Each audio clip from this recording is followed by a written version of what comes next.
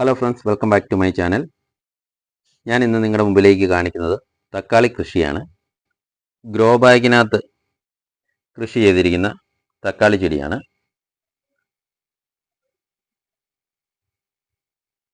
ഈ തക്കാളി ചെടി ഞാൻ കാണിക്കാൻ കാരണം, ഇത് നമ്മൾ സാധാരണ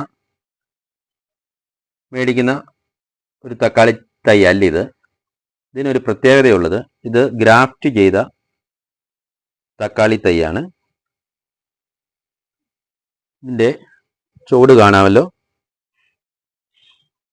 ഈ ചോട്, അതായത് ഈ വരുന്ന ഭാഗം, ഇതിൻ്റെ റൂട്ട് സ്റ്റോക്ക് വന്നിരിക്കുന്നത് വഴുതനയുടെ റൂട്ട് സ്റ്റോക്കാണ്. അതേലോട്ട് ഈ തക്കാളിയുടെ മേള് ഭാഗം വി ഗ്രാഫ്റ്റ് ചെയ്ത് വെച്ചിരിക്കുന്ന തൈയാണിത്.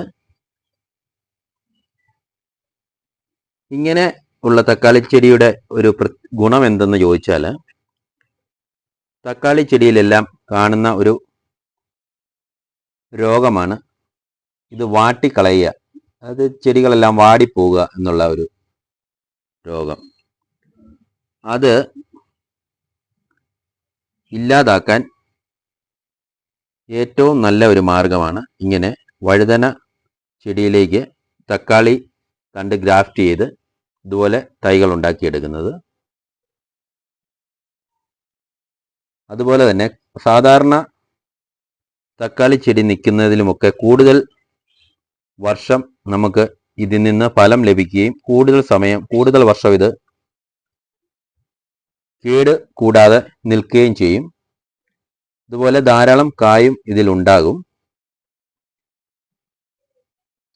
ഇത് നമ്മൾ മേടിച്ചിരിക്കുന്നത് കരകത്തുള്ള കാർഷിക ഗവേഷണ കേന്ദ്രത്തിൽ നിന്നാണ്.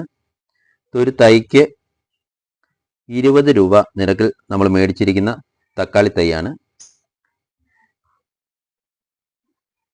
നമ്മൾ പച്ചക്കറിയൊക്കെ കൃഷി ചെയ്യാൻ താല്പര്യമുള്ളവരാണെങ്കിൽ നമ്മൾ കൂടുതലും നല്ല തൈകളും അതുപോലെ നല്ല വിത്തുകളും ഒക്കെ മേടിച്ച് നടുവാൻ ശ്രമിക്കുക. ഹൈബ്രിഡ് വിത്തുകളൊക്കെ നമുക്കിപ്പോൾ ധാരാളം ഹൈബ്രിഡ് വിത്തുകളും അതുപോലെ തൈകളും ഒക്കെ ധാരാളം കിട്ടും. അതൊക്കെ മേടിച്ച് നമ്മൾ കൃഷി ചെയ്യുവാണെങ്കിൽ നമുക്ക് നല്ല വിളവ് അതിൽ നിന്നെല്ലാം ലഭിക്കുകയും നമുക്ക് വിഷരഹിതമായ പച്ചക്കറി നമ്മുടെ വീടുകളിൽ തന്നെ ഉണ്ടാക്കിയെടുക്കുവാനും കഴിയും. ഈ വീഡിയോ നിങ്ങൾക്ക് ഇഷ്ടപ്പെട്ടാൽ നമ്മുടെ ചാനൽ സബ്സ്ക്രൈബ് ചെയ്യാൻ മറക്കരുത്. ലൈക്ക് ചെയ്യുക, ഷെയർ ചെയ്യുക. ഇതുപോലെയുള്ള ഗ്രാഫ്റ്റഡ് തക്കാളി തൈ ആരെങ്കിലും മേടിച്ച് വെച്ച് അതിനകത്ത് കായ്കളൊക്കെ ഉണ്ടായിട്ടുണ്ടെങ്കിൽ കമൻറ്റ് ചെയ്യുക. വീണ്ടും പുതിയൊരു വീഡിയോയുമായിട്ട് നമുക്ക് കാണാം. Bye bye.